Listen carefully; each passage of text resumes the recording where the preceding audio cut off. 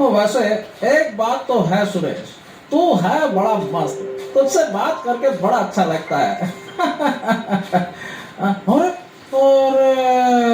ले भाई, हम तो बात करते करते गलती से इस झील की तरफ आ गए। ए सुरेश, गांव वाले कहते हैं कि यहाँ आना मतलब अपनी जान गंवाना है। अरे ऐसा कुछ नहीं होता है, ये गांव वालों का अंधविश्वास है। नहीं तो इनका क्या है, ये तो कुछ भी बोलते रहते हैं। अरे नहीं नहीं नहीं नहीं नहीं नहीं नहीं, खतरा है भाई, खतरा है। इस झील में आधा मटका दिखता है, और जो उस मटके के पास जाता है, ए भाई, वो बचता नहीं है। मैं तो जा रहा हूँ। अरे तू तो एक नंबर का बुजदिल निकला। अरे अरे रुक तो, सुन तो सही, अरे रुक तो। अरे ये ले, भाग गया डरपोक कहीं का। खैर अब मैं यहाँ तक आया हूँ तो मटका तो जरूर देखूंगा।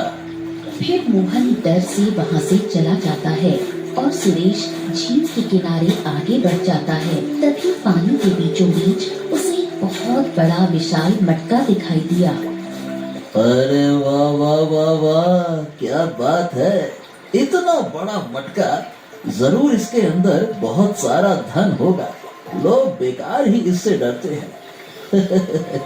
आज तो मैं गांव वालों का डर मिटा दूंगा और माला माल हो जाऊंगा। सुरेश मटके की तरफ बढ़ने लगा। जैसे ही उसने मटके को छुआ, उसके शरीर में अजीब सी कंपन होने लगी और देखते ही देखते वो बूढ़ा हो गया। उसके बाल सफेद हो गए। अरे मैं तो जवान था, अचानक से ये बूढ़ा कैसे हो गया? ये क्या हो गया? तभी अचानक मटका उसे अपनी ओर खींचने लगा। अरे अरे अरे बचाओ, अरे कोई मुझको बचाओ, मैं इस मटके के अंदर जा रहा हूँ। अरे वो चीखता हुआ मटके के अंदर खिंच गया और कुछ ही पलों बाद वही मटका जो पूरा दिखाई दे रहा था, फिर से पहले की तरह आधा दिखाई देने लगा। झील के किनारे फिर सन्नाटा छा गया। वही मोहन गांव की ओर लौटा। हाँ, आज मेरी दूसरी पत्नी का बच्चा इस दुनिया में आने वाला है। हे भगवान, इस बार मेरी गोद सोनी मत रखना। पहली पत्नी के बच्चे बार बार मुझसे छिनते रहे, इसी दर्द से टूटकर मैंने दूसरी शादी की थी। अब और सहने की ताकत मुझ में नहीं है। मोहन परेशान होकर घर पहुंचा। घर पहुंचते ही माहौल बदला हुआ था और मेघा की आंखें सूजी हुई थी। हमारा बच्चा इस दुनिया में नहीं रहा। हाँ? नहीं नहीं नहीं नहीं नहीं नहीं नहीं नहीं, ऐसा नहीं हो सकता। मेरा मेरा बच्चा मुझे छोड़कर नहीं जा सकता। हे भगवान, हे भगवान, मैंने कितनी मन्नतें मांगी थी, कितनी रातें जाकर रोया था कि इस बार मेरा बच्चा जिंदा रहे, और फिर भी वो चला गया। मोहन फूट फूट कर रोने लगा। उसकी आवाज पूरे गांव में फैल गई और गांव वाले इकट्ठा हो गए। हर किसी के चेहरे पर डर है, हर आंख में वही सवाल। हाँ, ये मुसीबत हमारे गांव को छोड़ेगी भी या नहीं, बताओ भला। आज फिर एक बच्चा मर गया और हम सब बेबस खड़े रह गए। जरूर कुछ तो है जो इस गांव में किसी बच्चे को जीने नहीं देता मुखिया जी। कोई न कोई रहस्य जरूर है। ये सब उसी मनहूस झील के मटके की वजह से हुआ है। मैं वहां गया था और उसी दिन मेरा बच्चा भी मुझसे छिन गया। यहाँ कोई राजा भी नहीं बचा जो हमारी परेशानी सुन सके। पिछले 8 सालों से राजा और उसका परिवार और उसका पूरा राज्य ही गायब है।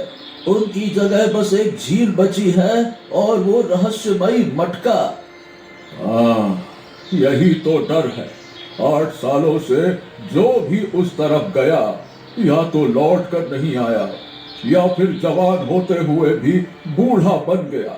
अरे कब तक हम बच्चों के बिना जिएंगे? अगर बच्चे नहीं हुए फिर तो हमारी नस्ल ही खत्म हो जाएगी।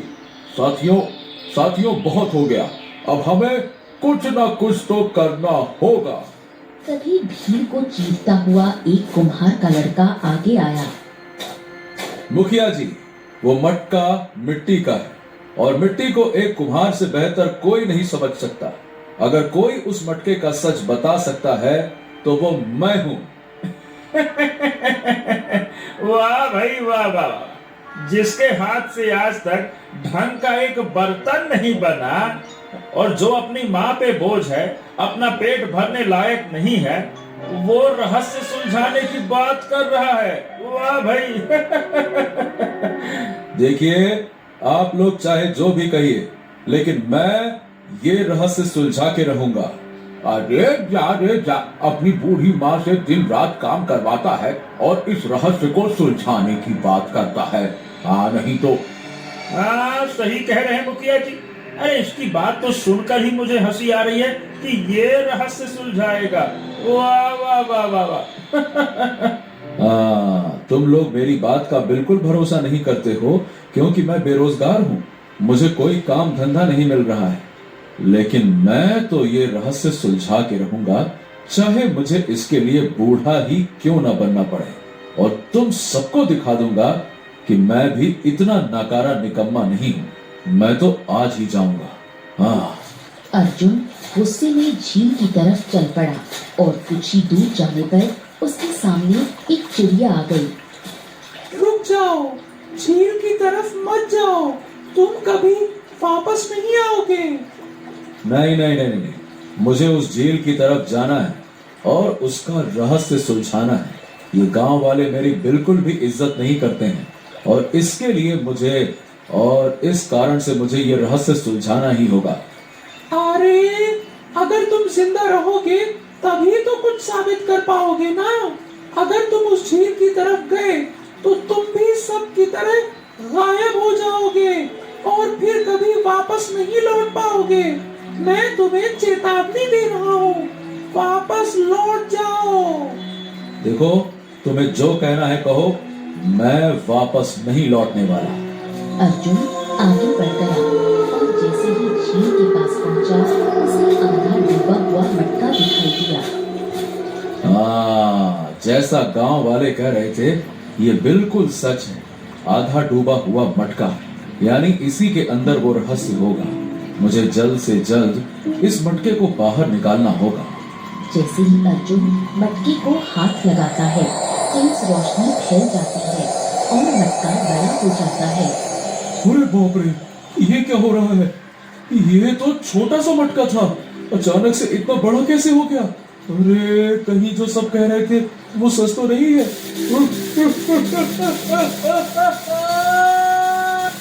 अचानक अर्जुन का शरीर मटके के अंदर खिंचने लगा और कुछ ही क्षणों में वो मटके में समा गया और दूर जंगल में जाकर गिर पड़ा।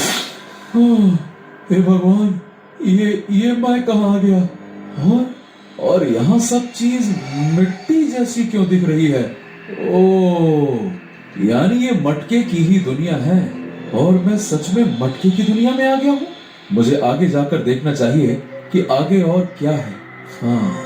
आगे बढ़ते हुए अर्जुन देखता है कि पेड़ के नीचे बहुत सारे बूढ़े व्यक्ति उदास बैठे हैं। अरे बाप रे बाप, यहाँ पर इतने सारे बूढ़े व्यक्ति, वो भी एक साथ कैसे हो सकते हैं?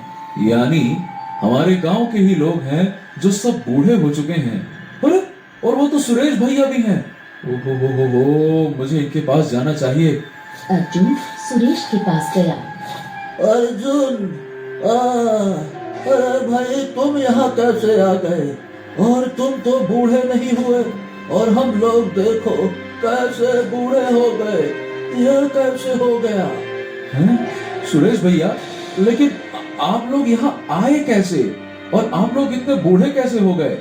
हाँ, बात ये है अर्जुन कि मैंने खजाने की लालच में इस मटके को छुआ था और तभी मैं बूढ़े के रूप में बदल गया। और इस मटके में जितने लोग हैं सभी के बीवी बच्चे परेशान हैं और सब बूढ़े हो चुके हैं। मुझे भी तो अपने घर जाना है।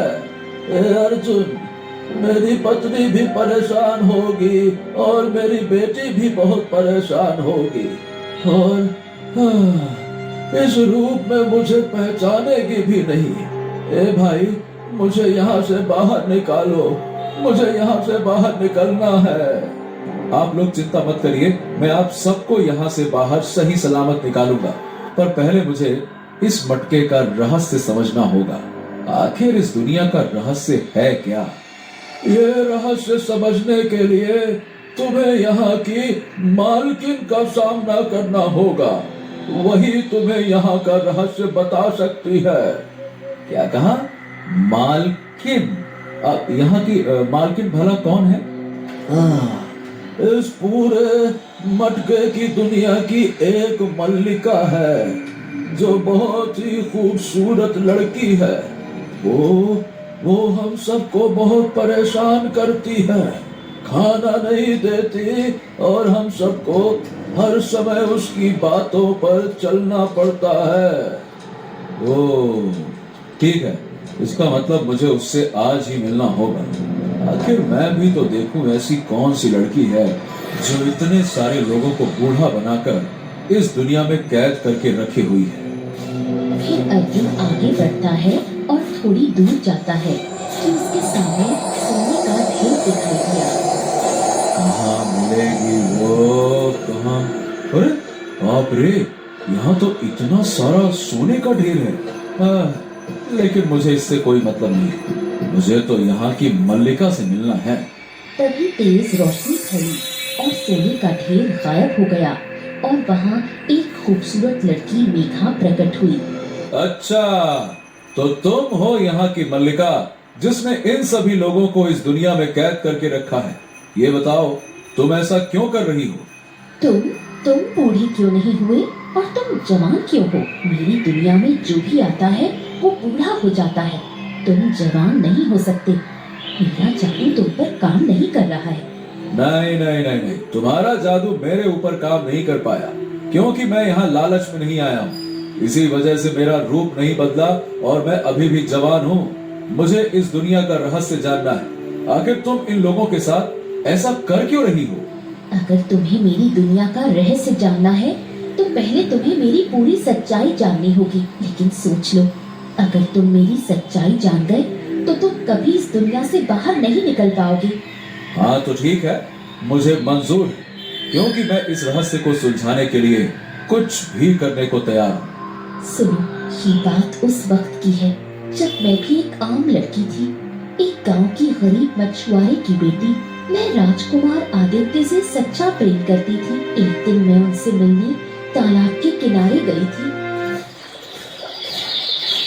राजकुमार, मैं आपसे बहुत प्रेम करती हूँ और हम कब तक यूँ छुप छुप कर मिलते रहेंगे। मैं आपसे विवाह करना चाहती हूँ। हाँ हाँ हाँ, क्यों नहीं मेघा, मैं भी तुमसे बहुत प्यार करता हूँ और तुमने मुझसे ये कहा, मैं सच बताऊं बहुत खुश हूँ।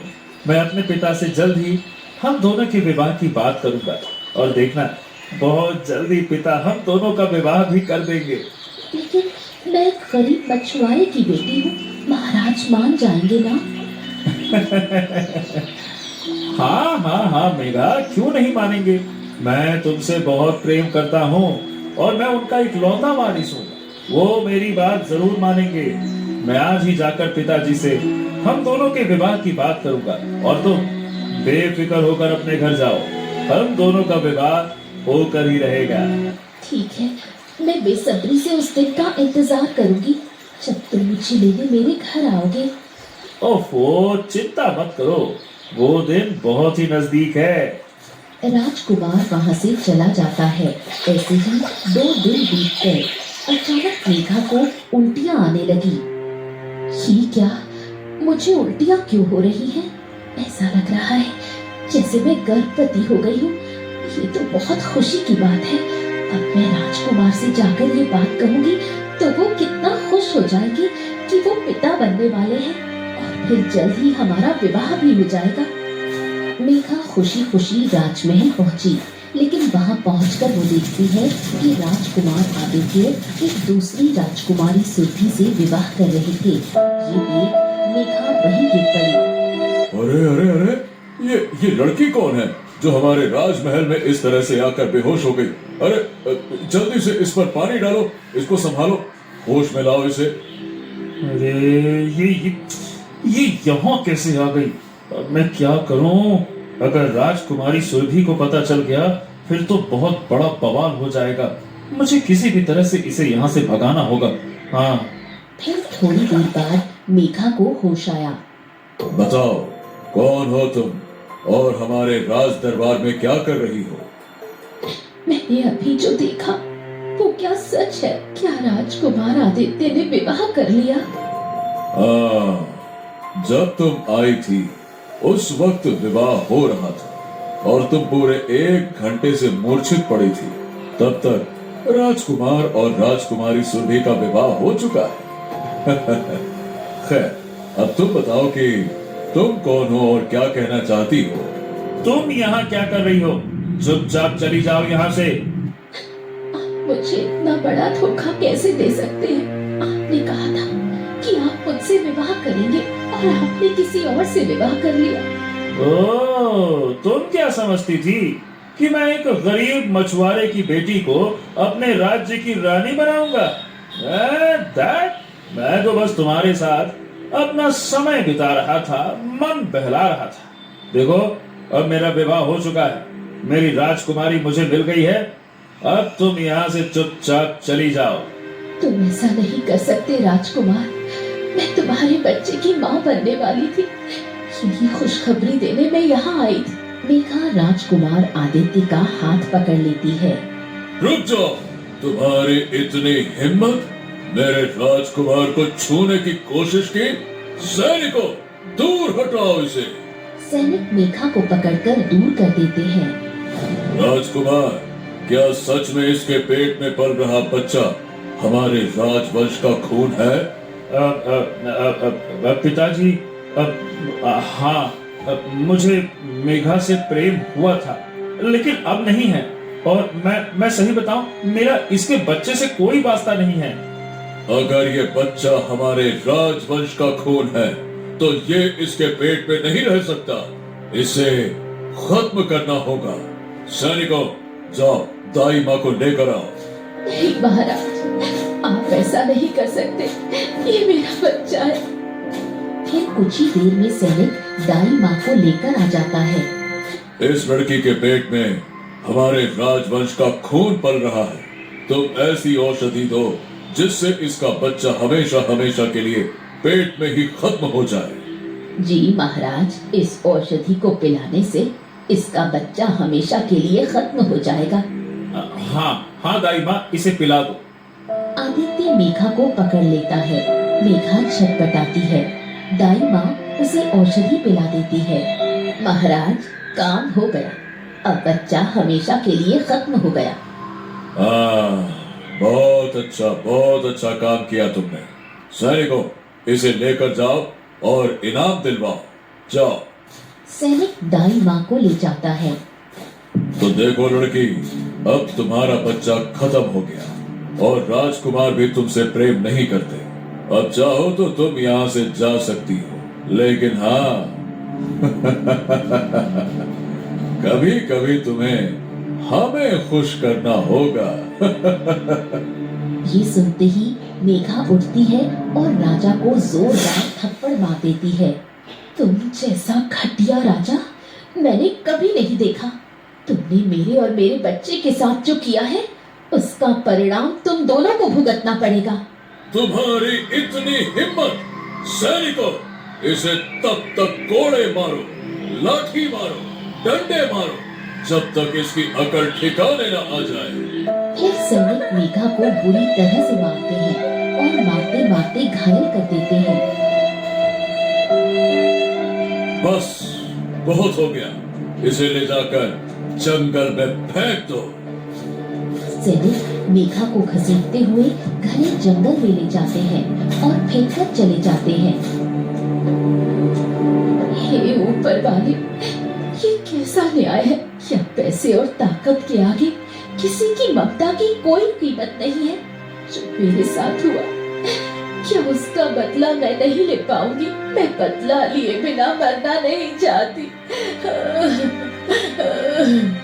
मेघा फूट फूट कर रोती है। तभी वहाँ से एक तांत्रिक गुजरता है और उसे देखकर रुक जाता है।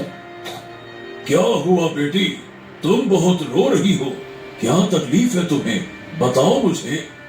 तांत्रिक महाराज, मुझे राजा और राजकुमार से बदला लेना है। उन लोगों ने मेरे साथ बहुत बुरा किया है।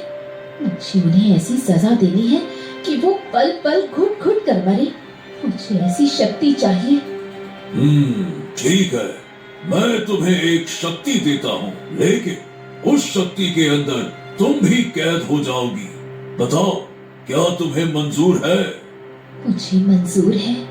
मैं बदला लेने के लिए कुछ भी करने को तैयार हूँ। तांत्रिक महाराज, आप बस मुझे बताइए, मुझे क्या करना होगा। मेरे पास अब खोने के लिए कुछ भी नहीं बचा है।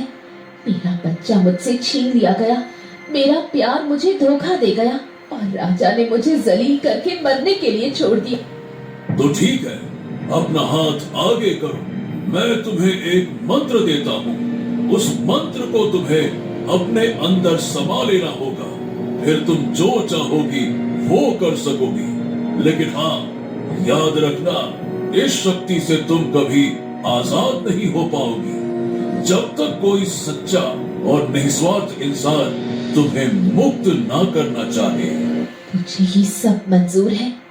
फिर तांत्रिक मंत्र पढ़ता है और उसके हाथ में एक सेब प्रकट होता है। भगवान भगवान भगवान भगवान, बेटी ये फल खा लो, इसे खाते ही तुम्हारे अंदर अद्भुत शक्ति आ जाएगी और तुम जो कहोगी वो सब कुछ होगा।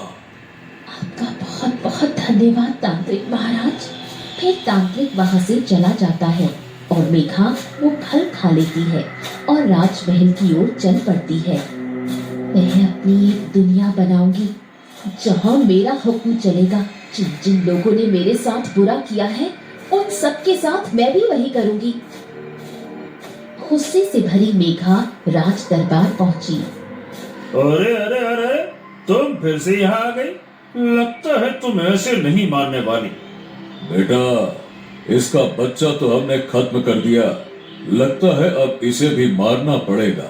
हमने इसे मरने के लिए छोड़ दिया था और ये कल मुही कहीं की लौट आई। पिताजी, आप चिंता मत करिए, आज ही इसका सर मैं धड़ से अलग कर देता हूँ। आदित्य तलवार लेकर आगे बढ़ा। तुम लोग मेरा कुछ नहीं बिगाड़ सकते। तुम लोगों के पास जितनी ताकत है, उससे कहीं ज्यादा ताकत मेरे पास है। तुम्हें अपने राज्य और अपने ओहदे का बहुत घमंड है ना? अब तुम सब मेरे गुलाम बनोगे। मैं तुम्हारी बर्बादी बनकर आई हूँ। मैं तुम्हें ऐसे कैद करूंगी कि तुम सांस भी ठीक से नहीं ले पाओगे। मेघा मंत्र पढ़ती है। मैं चाहती हूँ कि ये पूरा राज्य और राजा का परिवार एक जादुई मटके में कैद हो जाए। और जिस तरह इन लोगों ने मेरी कोख उजाड़ी है, ये पूरा राज्य औलाद के लिए तरसेगा। कभी किसी के घर कोई बच्चा पैदा नहीं होगा। ये श्राप है मेरा। तभी मेघा एक जादुई मटका प्रकट करती है और तुरंत पूरा राज्य कबूतर एक मटके में बदल जाता है। राजा, राजकुमार और बाकी सब लोग एक पल में बूढ़े हो जाते हैं। उस दिन के बाद जितने भी लालच से मुझे छूते हैं, सभी बूढ़े बनकर इस मटके में कैद हो जाते हैं। बाप रे बाप, तुम्हारे साथ तो सच में बहुत ही ज्यादा बुरा हुआ। मतलब राजा और राजकुमार ने तुम्हारे साथ बहुत बड़ा अन्याय किया। लेकिन ये बताओ, इसकी सजा तुम पूरे गांव वालों को क्यों दे रही हो? उनकी क्या गलती है? गलती कोई एक करता है, लेकिन सजा पूरे राज्य को भुगतनी पड़ती है। इसलिए मेरी बद्दुआ का श्राप आसपास के गांव में भी लग गया। क्या बात कर रही हो तुम? देखो, ऐसा अन्याय मत करो। गांव वाले बेचारे तड़प रहे हैं, रो रहे हैं। 8 साल से किसी के घर एक भी बच्चा पैदा नहीं हुआ और तुमने इतने सारे निर्दोष गांव वालों को यहाँ कैद करके रखा हुआ है। उन सबका परिवार है जो बाहर रो रहे हैं। कुछ तो रहम करो। देखो, तुम्हारे साथ गलत हुआ, लेकिन तुम सबके साथ ऐसा नहीं कर सकती हो। ये तो देखो गलत बात है। तुम इतना कर रहे हो, तुम्हें इससे क्या फायदा है? फायदा? मेरा कोई फायदा नहीं है। मैं बस चाहता हूँ सबको न्याय मिले और सब अपनी जिंदगी में खुश रहें। तुम दिल से बहुत अच्छे हो, इसलिए सबको मुक्त करना चाहते हो, लेकिन इसे मुक्त करने के लिए तुम्हें अपनी जान तक देनी पड़ सकती है। सोच लो, तभी ये जादू टूटेगा।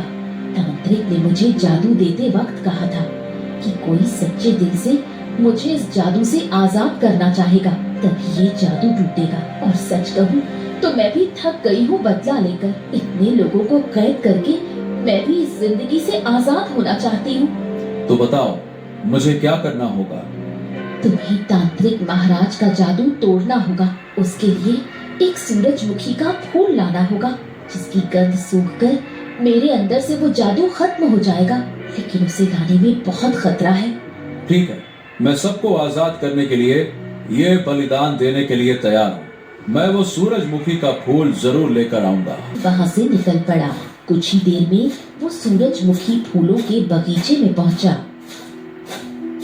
अरे ये कैसा फूल है?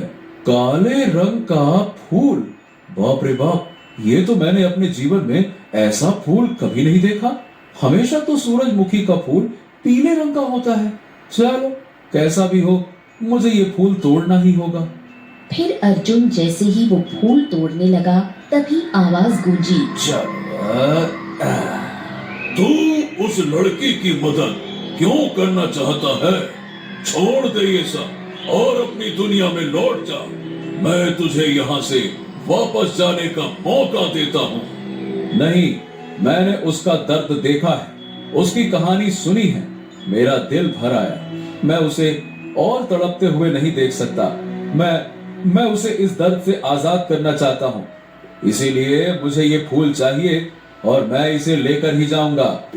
अच्छा, अगर तू सच्चे दिल से उसकी मदद करना चाहता है तो क्या तू जीवन भर उसका साथ देगा?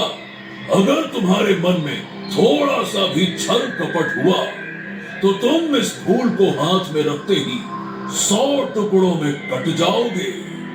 हाँ, अगर उसके साथ जीवन भर मुझे रहना पड़े, उसका साथ देना पड़े, तो मैं जरूर दूंगा और खुशी खुशी दूंगा। वो भी तो पूरी तरह से टूट चुकी है और मैं उसे और टूटते हुए नहीं देख सकता। तांत्रिक जोर से हंसा और वहाँ प्रकट हो गया। तुम सच में बहुत नेक दिल हो। तुमने उस लड़की की पीड़ा को समझा। दुनिया ने उसका फायदा उठाया। सब उसके पास लालच से आए, लेकिन बच्चे, तुम पहले इंसान हो जो उसके दर्द की वजह से यहां तक आए हो। लो, अब ये फूल तुम ले जा सकते हो। तांत्रिक फिर एक फूल तोड़कर अर्जुन के हाथ में रख देता है। तभी अचानक वो फूल काले रंग से पीले रंग में बदल गया। ये क्या? ये तो पहले काला था, ये पीला कैसे हो गया? क्योंकि पहले ये फूल शक्ति से बना था और तुम्हारे सच्चे प्रेम और नेक दिल की वजह से ये पीला हो गया। तुम्हारे अंदर कोई छल कपट नहीं है, इसीलिए ये शक्ति आजाद हो गई। अब जैसे ही मेघा ये फूल का गंध सूंघेगी, मटके की दुनिया टूट जाएगी और सब असली दुनिया में लौट आएंगे। फिर तेज रोशनी फैली और तांत्रिक वहाँ से गायब हो गया। अर्जुन फूल लेकर वापस लौटा। बाप रे, कुछ देर के लिए तो मैं डर ही गया था। हाँ, चलो अच्छा हुआ, जो होता है अच्छा होता है। अब बस कुछ ही क्षणों में सब लोग आजाद हो जाएंगे। अब जल्दी से मुझे यहाँ से जाना चाहिए। हाँ। फिर अर्जुन फूल लेकर मेघा के पास आया। तुम ये फूल ले आए, मैंने कितनों को भेजा था, लेकिन सब उसकी शक्ति में कैद हो गए। तुम पहले इंसान हो जो ये फूल लेकर वापस आए हो। हाँ, अब तुम जल्दी से इसे सूंघ लो, फिर सब ठीक हो जाएगा। ये लो। मेघा जैसे ही फूल सूंघती है, उसी पल चारों ओर तेज रोशनी फैलती है। मटके की रहस्यमयी दुनिया कांपने लगती है और देखते ही देखते पूरी दुनिया हो जाती है। सभी लोग वापस असली राजमहल में पहुंच जाते हैं। जो गांव वाले बूढ़े हो चुके थे वो फिर से जवान हो गए और उसी क्षण राजा और राजकुमार भी अपने असली रूप में वापस आ गए। हाँ, मुझे मुझे तो यकीन नहीं हो रहा। मैं अपने असली रूप में आ गया हूँ। हाँ पिताजी, देखिए मैं भी अपने असली रूप में आ गया। तभी राजा की नजर मेघा पर पड़ी। उसका गुस्सा भड़क उठा। और मैं तुम्हें छोड़ूंगा नहीं। तुम्हारी हिम्मत कैसे हुई हमारी दुनिया गायब करने की, हम दोनों को पत्थर की मूर्ति बनाकर अपनी दुनिया में रखने की। अब रुक जाओ, मैं तुम्हें बताता हूँ। रुक जाओ। रुक तो तुम जाओ। तुम्हारी हिम्मत कैसे हुई इसके साथ इतना बड़ा अन्याय करने की? तुम दोनों इस राज्य के राजा बनने के योग्य ही नहीं हो। हाँ, तुम बिल्कुल ठीक कह रहे हो अर्जुन। अब हम सबको राजा की सच्चाई पता चल गई है कि इस राजा और राजकुमार ने कितना अन्याय किया था इस बेचारी मेघा के साथ। तुम्हें इसकी कीमत चुकानी होगी। राजा और राजकुमार ये दोनों हमारे राजा बनने के योग्य नहीं हैं। क्यों भाइयों? सारे गांव वाले हाँ, एक हाँ, साथ हाँ। आवाज उठाते हैं। हाँ, सही बात है। वो बिल्कुल सही बात है। नहीं नहीं नहीं नहीं नहीं नहीं नहीं, तुम लोग ऐसा नहीं कर सकते। मैं एक राजा हूँ, इस राज्य का राजा हूँ मैं, राजा। तुमने जो किया था उसकी सजा तो तुम्हें मैंने अपनी दुनिया में अच्छे से दी है 8 सालों में, लेकिन तुम्हारी बाकी की सजा गांव वाले तय करेंगे। बताओ गांव वालों, इन दोनों को क्या सजा मिलनी चाहिए? इनकी वजह से तुम सभी इतने दिनों तक मटके की दुनिया में कैद रहे हो और तुम सबने भी एक कैदी की जिंदगी जी है। इन दोनों को आजीवन कारावास की सजा मिलनी चाहिए। हम सबकी यही राय है। तभी दूर से मुखिया और बाकी गांव वाले दरबार में प्रवेश करते हैं। अरे अरे, यहाँ तो सच में इतने सारे लोग, और जो सब हमेशा के लिए गायब हो गए थे वो सब फिर से राजमहल में आ गए। वाह भाई वाह, ये तो चमत्कार हो गया। मुखिया जी, देखा आपने, मैंने कहा था ना कि मैं कर दिखाऊंगा। मैंने इस मटके का रहस्य सुलझा दिया और इस राजा और राजकुमार की वजह से हमारे गांव में इतने दिनों तक श्राप रहा और कभी एक बच्चा पैदा नहीं हुआ, सिर्फ और सिर्फ इन दोनों की वजह से। हाँ, जो हमारे दादा कह रहे थे वो वाकई में सच था। यानी इस राज्य के राजा की काली करतूत की वजह से हमारे गांव में सब कुछ हो रहा था। मैंने कभी किसी को बताया नहीं, लेकिन आज सच सामने आ ही गया। मेरे हिसाब से ऐसे राजा को तो मार देना चाहिए। नहीं नहीं नहीं नहीं, ऐसा तुम ऐसा नहीं कर सकते, ये गलत बात है। मेघा हाथ उठाकर सैनिकों को आदेश देती है। सैनिकों, राजा और राजकुमार को ले जा और आजीवन काल कोठरी में बंद कर दो, क्योंकि ये राजा बनने योग्य नहीं। सैनिक आगे बढ़ते हैं, राजा और राजकुमार को पकड़ लेते हैं। ओ, छोड़ो छोड़ो हमें, हम इस राज्य के राजा हैं। हम राजा हैं। तुम लोग ये क्या कर रहे? छोड़ो छोड़ो। छोड़ो, मैं इस राज्य का राजकुमार हूँ, तुम लोग ऐसा नहीं कर सकते, छोड़ो। अरे चुप हो जाओ, तुम दोनों राजा और राजकुमार बनने के योग्य नहीं हो। तुम्हारी वजह से हम सभी इतने दिनों तक बूढ़े बनकर रहे और हमारे परिवार वाले 8 सालों से पागल की तरह जी रहे हैं। इसकी सजा तो तुम दोनों को मिलेगी। चल चल हमारे साथ चल। फिर राजा और राजकुमार को घसीटते हुए काल कोठरी में ले जाया जाता है। हाँ, तो अब इस राज्य का नया राजा चुनने का वक्त आ गया है। गांव वालों, आप सभी चुनो कि इस राज्य का राजा कौन बनेगा। इस राज्य का राजा बनने के योग्य तो अर्जुन है। अर्जुन ने इतना बड़ा रहस्य सुलझाया, इसीलिए इस राज्य का राजा अर्जुन होगा। हाँ, बिल्कुल सही बात है। अर्जुन ही इस राज्य का राजा बनने के योग्य है, क्योंकि इसी ने सभी को मुक्त कराया और ऐसे घिनौने राजा और राजकुमार को सही सजा भी मिली और हमारे गांव से ये श्राप भी गया। इसीलिए असली राजा बनने का अधिकार सिर्फ और सिर्फ अर्जुन को मिलता है। हाँ, मैं भी यही चाहती हूँ कि तुम इस राज्य के राजा बनो और जो पिछले राजा ने अन्याय किया वैसा तुम कभी मत करना और एक अच्छे राजा बनकर इस राज्य पर राज करना। देखिए, ठीक है। मैं इस राज्य का राजा तो बन जाऊंगा, लेकिन मैं तुम्हारे साथ इस राज्य को सही दिशा में ले जाना चाहता हूँ। मेघा, क्या तुम मेरी पत्नी बनोगी? दरबार में सन्नाटा छा गया। ये तुम क्या कह रहे हो अर्जुन? मैं एक बच्चे की माँ रह चुकी हूँ और मैं तुम्हारे साथ कैसे शादी कर सकती हूँ? ये ठीक नहीं होगा। देखो, वो तुम्हारे साथ एक धोखा था और तुम दिल की बहुत साफ हो। मुझे इस बात से कोई फर्क नहीं पड़ता कि तुम्हारे बीते जीवन में क्या हुआ। बस मैं तुम्हें अपनी पत्नी के रूप में अपनाना चाहता हूँ। अरे हाँ, ये तो बहुत खुशी की बात है मेघा। और वैसे तुम्हारे साथ पहले बहुत गलत हुआ है। हम सभी बहुत खुश होंगे अगर तुम इस राज्य की महारानी बनकर हम सबको सही रास्ता दिखाओ। और अर्जुन ने जो किया है उसके बाद तुम दोनों शादी करके एक अच्छा जीवन बिता सकते हो। हम सब भी बहुत खुश है। अरे भाई, तुम दोनों शादी कर लो तो हम लोग जश्न की तैयारी करते हैं। क्यों मुखिया जी, क्यों अर्जुन? ठीक है, अगर आप लोग इतना कहते हैं तो मैं भी इससे शादी के लिए तैयार हूँ। फिर कुछ ही समय में पूरे राज्य में खुशी की लहर दौड़ गई। अर्जुन और मेघा की धूमधाम से शादी हो गई। उधर गांव में मोहन के घर खुशखबरी पहुंची। अरे, ये क्या हो गया? मेरे घर में एक ही बार में दो बच्चे पैदा हो गए। हे भगवान, ये तो बहुत बड़ी खुशी की बात है।